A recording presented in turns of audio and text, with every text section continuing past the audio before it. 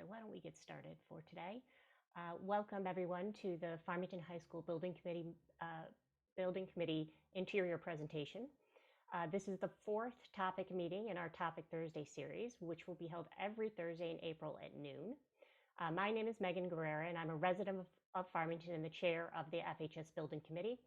And just on a personal note, I do want to mention, as a resident for over 20 years in Farmington, a parent of two boys in the Farmington High School, a volunteer, an owner of a small business, and the building committee chair, I want to share with you why I feel building this new Farmington High School is important for our community.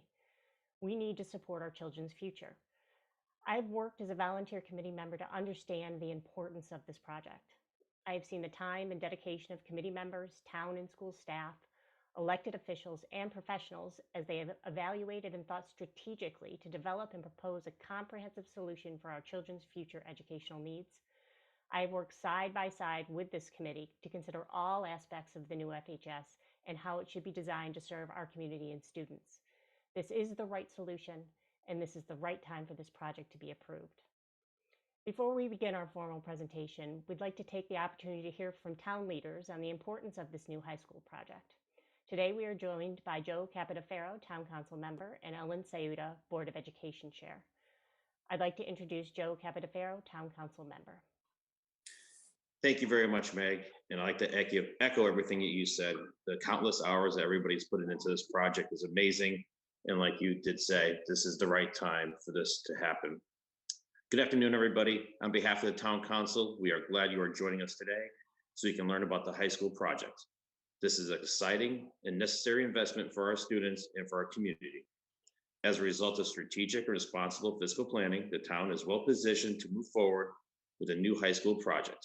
The Town Council fully supports this project. It's the right solution at the right time. Thank you, Joe. Now I'd like to introduce Ellen Sayuda, Board of Education Chair.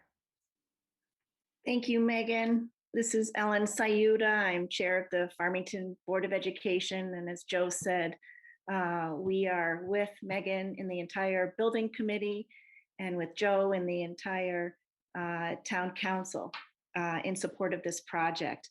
We thank you so much for joining us today. We appreciate you engaging in this process and learning more about this exciting new opportunity for the entire Farmington community. As I said, the Board of Education is unified with the Town Council and the Building Committee in our support of the proposed new high school. This proposed new high school addresses all of the needs of our current high school facility and will support educational programming now and well into the future. So, as we are all saying, the time is now to address the current facility in a comprehensive manner. And we are thrilled to share the details of the new high school facility with you and our community as we all join together to support this important project. Thank you, Ellen. We encourage all participants to use the Q&A feature to submit a question during the presentation. There will be a dedicated Q&A section at the end of this presentation. As always, comments or questions can be sent to the Building Committee anytime by using the comment form on our website, fhsbuildingproject.org. Public comment is always welcome at the Building Committee meetings held every other Wednesday. And the next Building Committee meeting is Wednesday, May 5th at 6:30 p.m. as a reminder. So lots of ways to get in touch with the Building Committee, ask additional questions, and find out more information. So to begin our formal presentation, we are happy to have an educator that lives in town with us today. I'd like to introduce Chris Makol from Farmington High School, who will give a statement on the FHS building project. Thank you, Meg. Hello, everybody. My name is Chris Makol, and I'm a teacher and coach here at Farmington High School.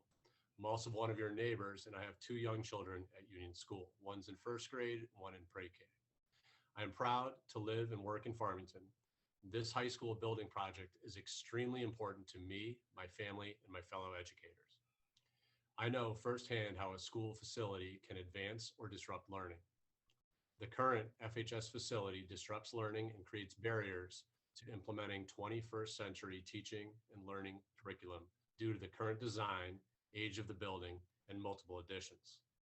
Farmington students have traditionally led the way beyond their K-12 education as successful and contributing citizens. However, expectations have changed when it comes to the knowledge, skills, and dispositions required to compete on a global level for college admissions and in the work environment. A new high school will advance 21st century teaching and learning aligned to Farmington's vision of the global citizen, given the design of the proposed high school. The vision is directly aligned to what many companies cite as the knowledge, skills, and dispositions they are seeking in employees now and into the future. Please join me in supporting this important project that will benefit Farmington students, as well as our community, as a destination for not only exemplary education for Farmington's children now and in the future, but also a gathering place in our community for events and enrichment. A new high school will enhance the experience of all residents living in our wonderful town. Thank you.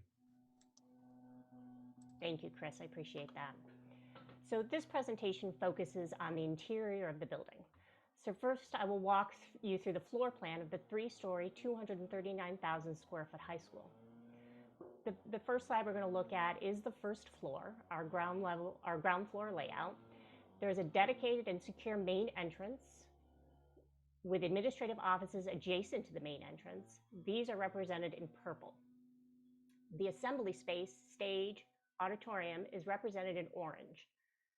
Next to that is the cafeteria in yellow, with the kitchen area in the gold color.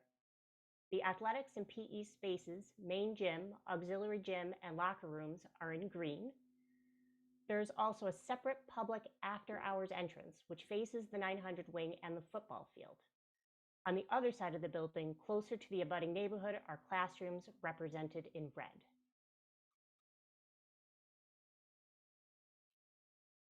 The second story has more classrooms, as you can see in red there, as well as a library, which is represented in yellow. And we can move right on to the third floor. This is the top floor of the new building. There are only classrooms on this floor, again represented in red. I do want to talk a little bit more about the renovated 900 wing. So this slide shows the renovated 900 wing, and this will house the Farmington Public Schools central offices, indicated in blue, and locker room areas to the left in green. And it is important to note here that the Board of Education clearly defines a solution to address the overcrowded town hall office space in the statement of needs for this project. The existing 900 wing, which was built in 2003, is not only perfectly located, but provides the appropriate amount of square footage to adequately meet the needs of both fieldhouse facilities and critical central office requirements. So in addition to kind of a brief walkthrough, what we'd also like to do today is present a brief video that provides a side-by-side comparison of the current high school and the new high school. And then after the video, we'll begin the dedicated Q&A section.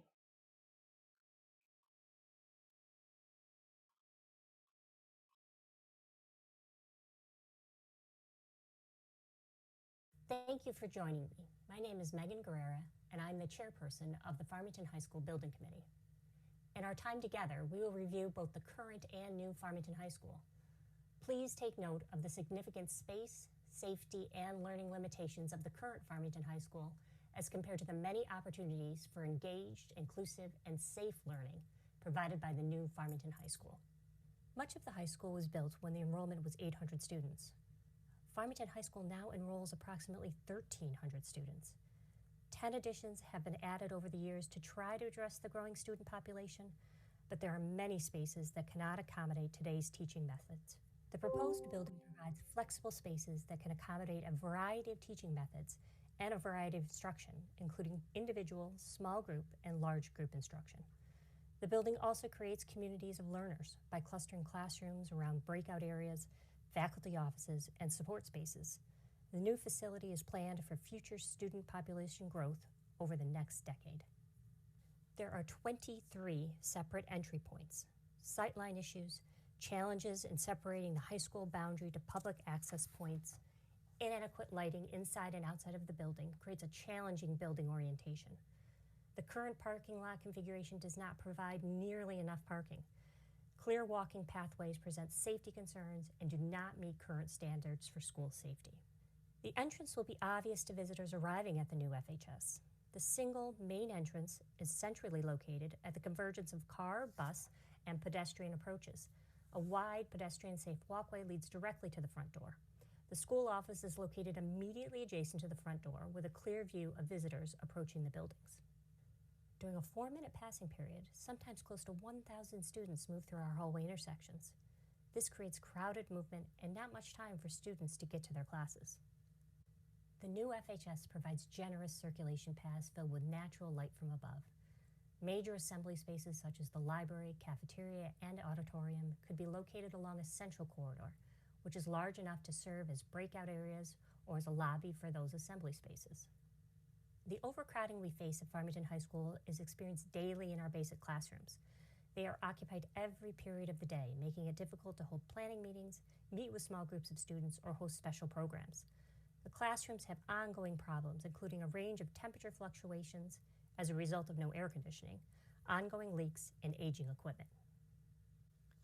The remote second floor of the original 1928 building currently houses the Art and World Language departments.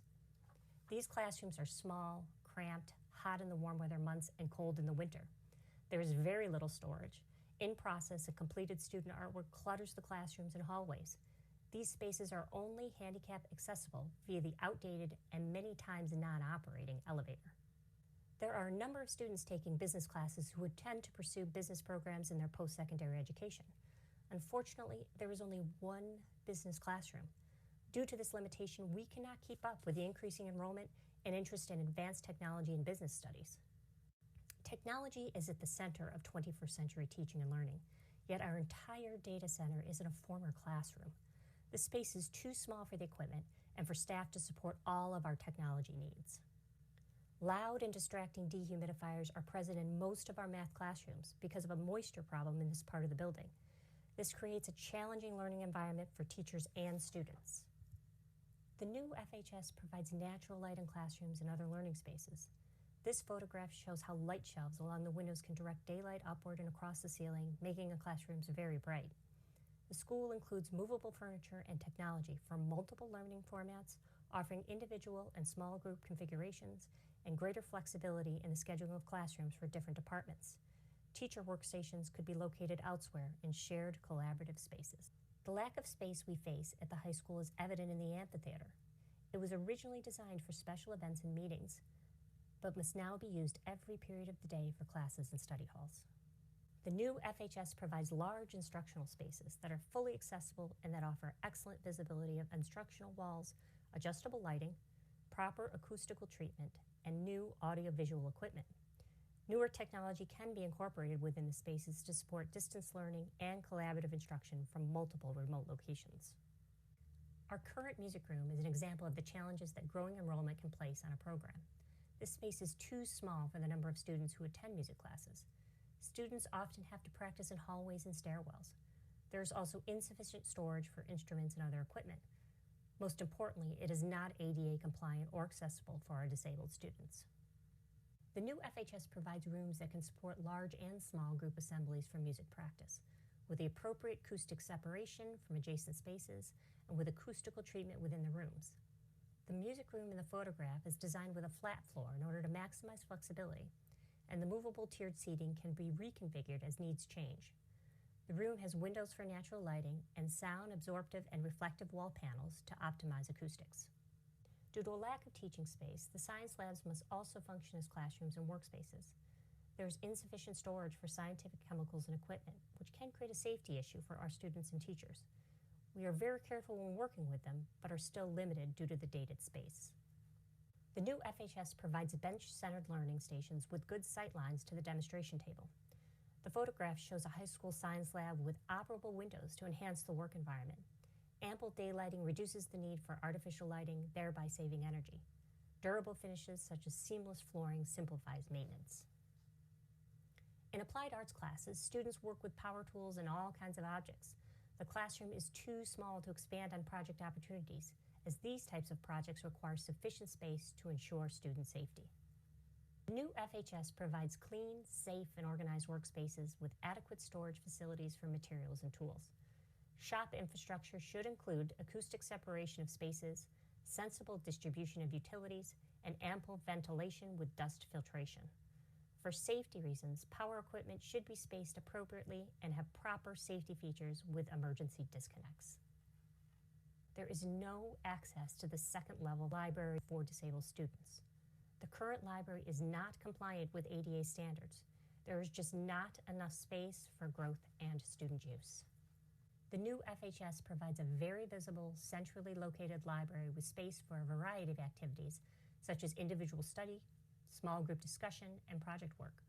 Movable furniture can offer opportunities for rearranging spaces to accommodate evening meetings and presentations.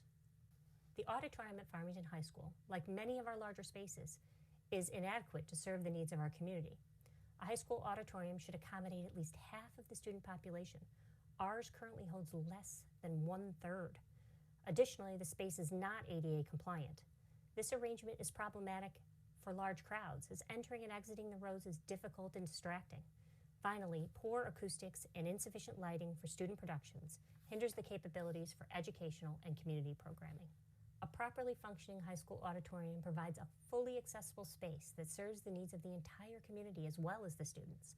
It should act as a general place of assembly for everyone, as well as a learning environment for students, particularly those active in dramatic and musical events as performers, or as technicians in activities such as set building, staging, and media controlling. For that reason, features such as catwalks for stage lighting are designed with student safety in mind. Our cafeteria cannot accommodate the size of our current student body. 4 lunch waves must be organized, the first beginning before 10 a.m., which is when food can legally begin being served. Those students are not only scheduled for lunch at 9:50 a.m., but they must also get their food and eat in under 30 minutes. This is difficult with the number of students assigned to each lunch wave. Additionally, a minimum of 5 faculty members must be assigned to monitor each lunch wave, which is challenging given faculty teaching schedules. The cafeteria is also used for study halls in the beginning and end of the day due to insufficient classroom space. At times, nearly 200 students are assigned to a cafeteria study hall. This is hardly an environment conducive to student academic achievement, and again, several teachers must be assigned to monitor these large crowds. The new FHS provides a cafeteria that can serve not only as a space for dining, but also as a space for other activities during the day and on evenings and weekends. The space in the photograph is a high school cafeteria, and it also functions as a ticketing lobby for the auditorium and the gym, as a concession area, and as an assembly space for various meetings and presentations. The old gym is too small to hold any athletic events. Therefore, it can only be used for storage, small practices, and some gym classes. The main gym is not ADA compliant or handicap accessible when the bleachers are pulled out. There is no air conditioning, so it is often very hot during late spring and autumn events. It is also located directly across from the auditorium, so these two popular areas must compete in terms of space, sound, crowd control, and parking. The new FHS provides a gym for phys ed and athletic team events and is large enough for major assemblies of the student body. The high school gym in the photograph features a roof with a sawtooth configuration that allows daylight to enter into the gym, creating a pleasant, uplifting space. This gym is divisible by an overhead gym curtain and contains retractable seating on both sides. The high school currently lacks adequate breakout spaces for collaborative class activities. As a result, students must sit on the hallway floors when doing group work. This is not an ideal learning environment. The new FHS provides ample opportunity for breakout spaces adjacent to teacher work areas and near classroom clusters. Breakout spaces that are comfortable and attractive can offer greater opportunity for spontaneous discussion, group activities, and interdisciplinary teamwork. Highly visible areas such as the one shown in this photograph can be flexible gathering spaces between classrooms, and they can be the focal point of a smaller learning community. The location of the administrative offices in the existing facility is problematic. School administration does not have a direct view of the visitors approaching the building. In fact, the front office is located deep within the footprint of the existing building, quite far from the front door. Faculty offices are inadequate, and they are placed in various remote locations in the existing building. This does not encourage cross-disciplinary collaboration among teachers, and it makes interdepartmental planning very difficult. The new FHS administrative offices will be located in the main entrance of the building. This provides maximum views of people entering the building for security purposes. Faculty offices will be placed in each of the learning communities to encourage interdisciplinary collaboration. The existing building has been renovated and enlarged so many times that its infrastructure is poorly arranged, with multiple heating and cooling systems of various vintages, a bewildering distribution of wiring for electricity, and a confusing maze of piping for plumbing and drainage. This makes maintenance difficult and costly. Many components are outdated and replacement parts are no longer made. Most of the existing building is only 1 story in height, resulting in many roofs of different ages, with many joints between those roofs. The result is an existing facility that has reoccurring failures in its infrastructure. The new FHS is planned to minimize its roof area and its exterior wall area. The design uses energy-efficient walls and windows to reduce heat loss in the winter and heat gain in the summer. Walls will have more insulation and less infiltration, and new maintenance-free windows will improve security and energy efficiency. The new mechanical, electrical, and plumbing systems will be arranged to maximize efficiency and simplify maintenance. Great, thank you, Devin. So we'll now begin the question and answer session. Kat Krajewski will facilitate this part of the presentation. As a reminder, questions can be submitted to the building committee at any time, again, using the comment form on our website, fhsbuildingproject.org. But for right now, if you enter a question into the Q&A, Kat will read the questions received and direct to the appropriate person to answer. All right, I will give a few moments for more questions to come in. We have received one already. The question is there any dedicated space for special needs students, like Friends Program students, that have asked for a better and more private space? Maybe either Richard or Kathy, maybe Richard start to see what was included, or Kathy, if you want to jump in as well. Sure, I'd be happy to start. Yes, we have accommodated the special needs students by providing space for them that is safe and secure and accessible without traipsing through the entire length of the building. It's near a door, and so their space feels safe. On the other hand, we also know that inclusion is important. So there are additional spaces that are placed elsewhere in the facility. There's some on the 2nd floor. And there's at least one classroom that I know is clustered with other classrooms. So it's important to do both, especially if you have like a Friends program, so that those students who are ready to be welcomed into the school community feel like they're part of the community. And those who are not quite ready also feel safe in spaces that are dedicated to them. So yes, we have accommodated spaces for special needs students as part of this facility. Thank you, Richard.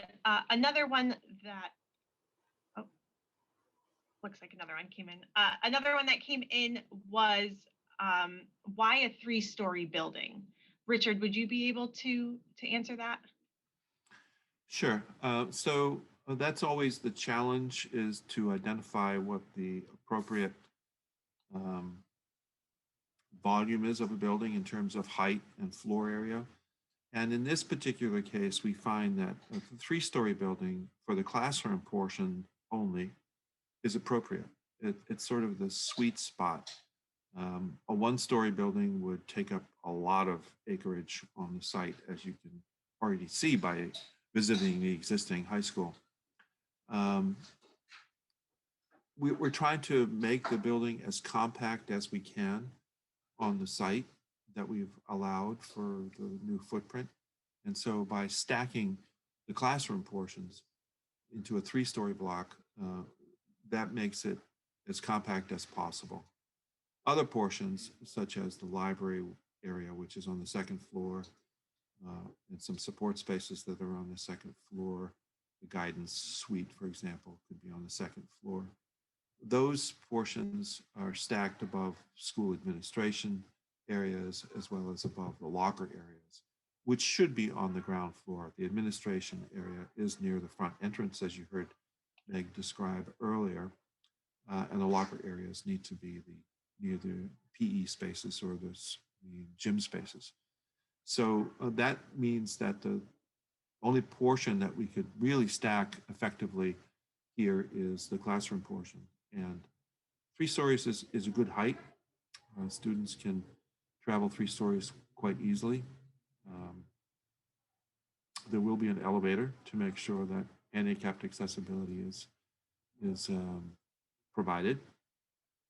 But that's the reason for a 3-story building.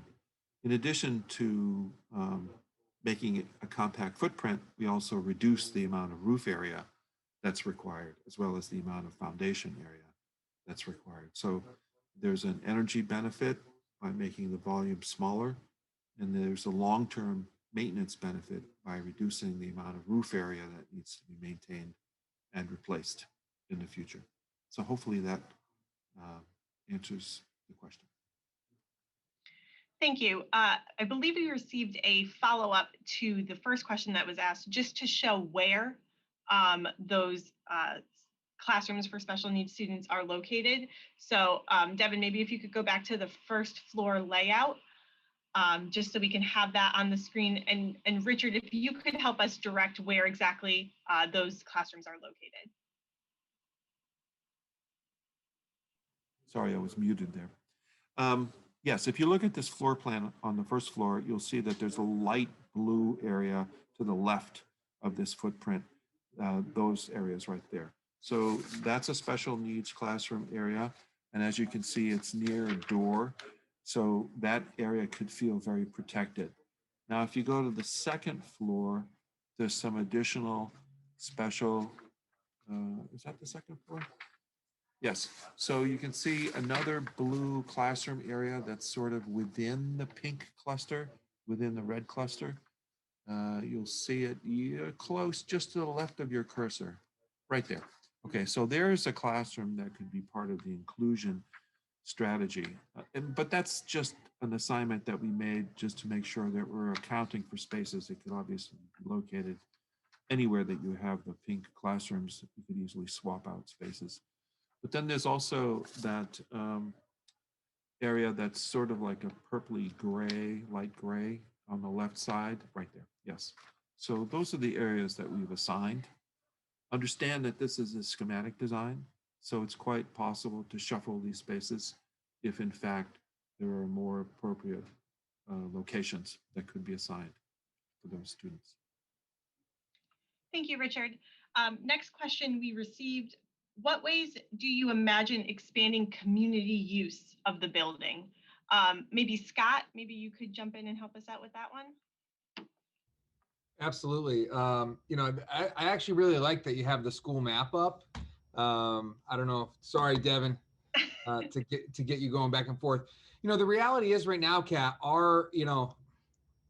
right now, maybe let's rewind a year ago, you know, pre-COVID and certainly post-COVID, this building is absolutely a hub for our community. It's you know, the lights I've said before are on when it's dark out, and they stay on both on the morning end and the back end. You know, after school, certainly our adult education program is quite active here. Our continuing ed program, and several spaces are utilized. Certainly, we have plenty of sports teams, but also is utilized by our town parks and recreation. Our track and tennis courts are always active. You know, one of the benefits when you look at our newly designed high school is we anticipate that our auditorium will begin to be used not only by our students, but by other community organizations as well. Unfortunately, you know, in my short time here, we've had some inquiries into it, but it's just not a suitable space to be utilized, mostly due to the missing seats, the lack of ADA compliance, and the acoustic problems that are a result in there. Additionally, you know, when you look at that, folks who are, if we go back to our first floor, Devin, I think slide 5, you can see that we have an after hours entrance there as well. So there, you know, a separate spacing there where we expect that to be used often by community members and for community events. We're excited that for the first time ever, we hope to house a robotics and STEM program within the high school. We have one. They currently use an annex space in the center of Unionville. And again, that's in that brown area in the top left-hand corner if you're looking at your screen right now as well. But I think the point is right now our high school is used constantly by the community, and this upgraded and improved high school, we expect the same. Additionally, I wasn't here, but I know that our high school is the shelter for our community. I understand that many members of our community at one point in time had to live in this building. And we hope that this building continues to be and will continue to be the shelter for our community. And this upgraded building certainly is usable in emergency scenarios as well, and would benefit from the upgrades as you see here. I don't know if anybody else has anything to add to that. I could piggyback on that, Scott, on the last point that you made. This question of emergency use of the building has come up before when we had meetings with first responders, for example, when we had a meeting with planning and zoning. Members of the public asked that question. And yes, this new facility will have emergency services in it. We have a generator that will be able to provide energy in case of power failure. It will be a warming center when people are displaced from their homes and it's the weather is just unbearably hot or cold, I should say. And it also will function as a cooling center in those times when it's unbearably hot. And it's very, very simple things that can be added to the facility, which currently you don't have to provide for emergency services. Are outdoor spigots, for example. Outdoor spigots where people can come in and fill water bottles or containers, gallon jugs, without having to come inside the building. It's a simple detail that can be worked out later on during plans and spec development. So those kinds of things are on our mind as we develop the details in the future. Thank you. This next question, Richard, I'm going to send this one to you. Why is there not an indoor running track at mezzanine level given the size of the double gym facility? Perhaps a 3 or 4 lane running track, 8 or 10 laps to the mile for training. Sure, I'll tackle that, and then maybe we can have the educators or others jump in as well. So we are required to follow the educational specifications strictly. The educational specifications were prepared by the Board of Ed, and they were submitted to the state, or will be submitted to the state as part of the grant application for the school project. So we can't create things that really are not specified in those ed specs. And I don't believe that an indoor running track is part of those ed specs as part of the PE program. That's not to say it's not achievable if budget permits. However, it's just not something that we as architects can add. That's a directive that needs to be coming from the people who wrote the educational program for this facility. We have done, by the way, we have done elevated tracks in school facilities, especially in spaces that also function as field houses, which if this gym is opened up into a double space could be a field house. But at the moment, no elevated track is included.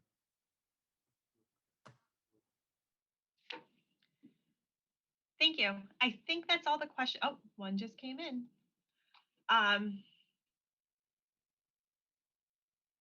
It's more of a comment.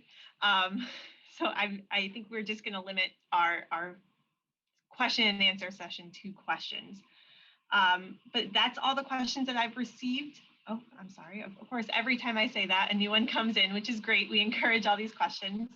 How many seats are in the auditorium design? Richard, do you happen to have that number handy? Yes, as soon as I unmute myself, I can give you the answer. So it's approximately half the student body. It's close to 700 seats. And the population for the design of this building is for, I believe, 1,404 students. So in order to meet a half population requirements, we are providing that kind of seating capacity. And I should also point out that that's the maximum that the state will allow for reimbursement. The state has some very strict rules about auditorium sizes. They realize that auditoriums are a unique feature of schools.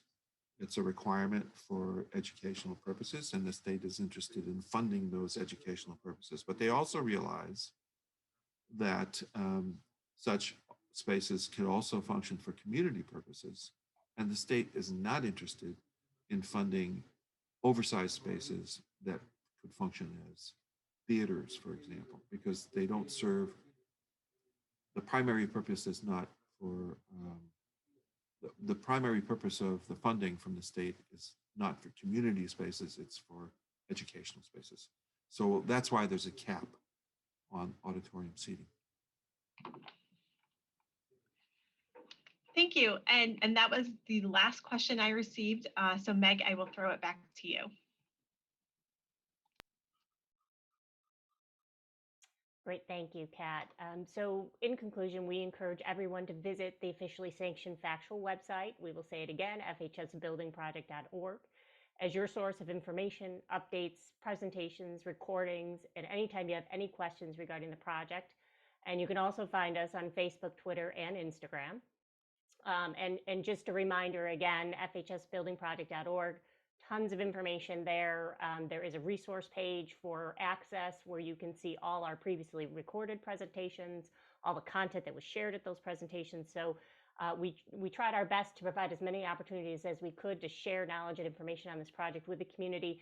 But we know scheduling can sometimes be difficult. So please don't feel like if you miss something that you can't get back to that information. It's on the website in many forms, but one really good way to do that is listen to previously recorded presentations so that you can hear not only the content, but questions asked by fellow community members and get answers. And again, if you do watch any of those and a question does come to you while you're watching previously recorded videos, by all means, the comment forum on the website is a great way to reach us as well. So again, lots of opportunities to engage. Please look for information reaching your mailboxes. So a new newsletter will be coming out shortly as well with additional information and clarification around the project. Social media posts, the best way that you would get information, we're hoping we're providing it to you.